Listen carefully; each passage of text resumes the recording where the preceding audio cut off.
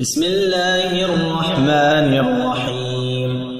الحمد لله الذي أنزل على عبده الكتاب ولم يجعل له عوجا قيما لينذر بأسا شديدا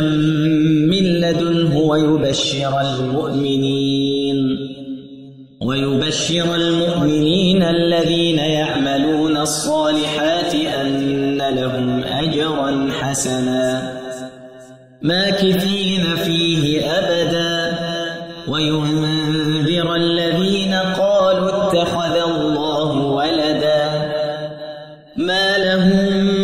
به من علم ولا لآبائهم كبرت كلمة تخرج من أفواههم إن يقولون إلا كذبا فلعلك باخع نفسك على آثارهم إن لم يؤمنوا بهذا الحديث أسفا إنا جعلنا ما على الأرض زينة لها لنبلوهم أيهم أحسن عملا وإنا لجاعلون ما عليها صعيدا جرزا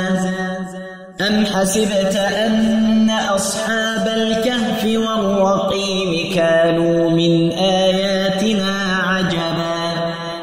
إذ أوى الفتية إلى الكهف فقالوا ربنا آتنا من لدنك رحمة